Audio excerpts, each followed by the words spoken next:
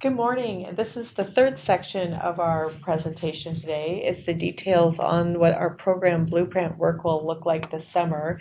And we have with us from Accenture, Mark Howard, who's going to walk us through that piece. So welcome, Mark. Thank you very much, Stacy, and hello to everybody who is listening.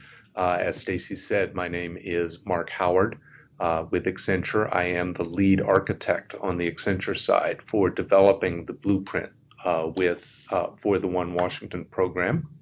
To give you a brief on my background, I started in government and spent 10 years in city management as a budget director, deputy city manager, and a city manager for cities in Texas, Colorado, and Wisconsin. I then went over into consulting. I joined Anderson Consulting at the time, and it has since turned into Accenture. And I've been with the firm now for 22 years. During that 22 years, I have done nothing but back office operations transformation in government. And I've had the opportunity to work with federal agencies, state governments, cities, counties, a couple of agencies of the United Nations, and the French Ministry of Finance, which is one of the more interesting projects I've worked on since I don't speak French. But more on that sometime later. The approach to One Washington is really, I use the analogy of asking how do you eat an elephant, and you eat an elephant one bite at a time. So during the 2013-15 business case work, the state really said and really began to get a vision of what the elephant looks like. And the elephant is a very big project or program of transformational change that involves some complex technology that must take place over multiple years and must take place and is going to be, frankly, expensive. So the question is, and what the blueprint is that now that we know what the elephant looks like in its grand size, how do we break it down into bite-sized pieces? I'm going to start with this. This is a very high-level representation of what of the work that we are going to be doing together over the next year. I want to start with a brief description of the box in the middle on the right, which is the final blueprint. What the final blueprint will be and will consist of is taking the elephant and really saying what are the individual pieces that must be done over what period of time. And for each piece, for each initiative that can be done, and for each piece of the ERP to be implemented and for each piece of the business process improvements to be done, when would we do them? In what kind of sequence? What kind of resources are required? What's the cost going to be? And what are the benefits going to be? So it is a very detailed plan of specific initiatives, so that it's no longer just a big elephant, but it is bite-sized pieces. In the middle of this chart, you see the deliverables 1, 2, and 3. Those are actually 3 variations on that same final blueprint, but what they are is lower levels of detail as we go. So deliverable 1, which would be at the end of September, is really all about trying to, as you can see up above, really getting ready to submit the supplemental budget request for FY19. Therefore, the level of detail that we're going to have is to really focus on what are the specific initiatives and tasks that need to be done in FY19 so that the supplemental budget request can have the appropriate level of detail. For all of the other efforts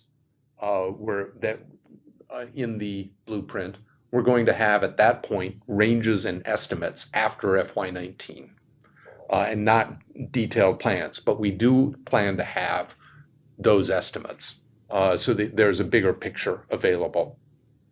During the second phase, from October to December, we will be beginning to work on the detail of the initiatives that we identified in the first phase, and really trying to get materials ready so that beginning in January, once uh, the the budget requests are submitted to the legislature, there will be adequate detail and information ready for briefing the legislature and providing as much detail as we can at that point. From January on, we will be taking all of the initiatives that will have had estimates and ranges assigned to them for the purposes of the supplemental budget request and the legislative briefing materials, and really beginning to work through all of the details so that eventually we have a good level of detail on every single initiative in the blueprint and to be completed by the end of June of next year. Underlying all of those initiatives is an integration strategy, because when you are implementing a new ERP, in order to have all of the various systems, feeder systems from around the state, you really, rather than having point-to-point interfaces, which is an older methodology for having all of your systems integrated, you have some overarching integration architecture that is a standard for everybody to try to meet. And it makes it more of a plug and play approach to make sure that feeder line of business systems are actually integrated with the overall enterprise. We're going to do that in two primary phases for that integration strategy. By the end of September, we want to just have a strategy developed to say what are some of the various options and how does the state want to go about developing an enterprise-wide integration strategy, and what is that strategy going to look like. From October to June, we then are going to be going through and working with every agency to say, what are your various systems? Is the ERP going to be replacing those systems, or are your systems which of your systems are going to need to integrate with the ERP? And how do we apply that strategy to your agency? So again, it's going to be a very specific and long list of activities to be undertaken to make that integration strategy work. So that's the overall plan and approach to the blueprint. Let me describe in a bit more detail how we're going to approach the next 3 months. In July and the first part of August, we're doing what we're calling the foundational work. And this is really where we're trying to understand exactly what business processes are in scope and what are the business process opportunities for improvement, and how big are those opportunities and how complex are they.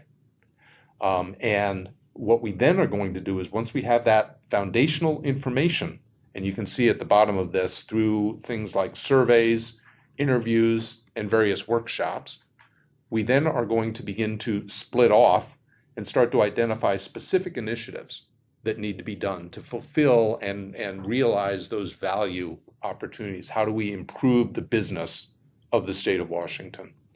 Some of those initiatives are going to be dependent on technology. They can't be done unless there's technology implemented. Some of those initiatives can be done even without technology.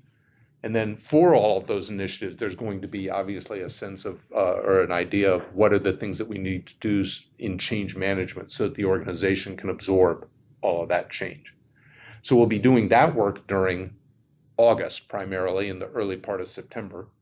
And then in September, we're going to bring all of those initiatives together, and we're going to try and put them together and begin to rank them and say which ones must be done in FY19 so that we can really have the right level of detail for the supplemental budget request at the end of September. For that schedule, we'll be focusing during these 3 months on finance and procurement.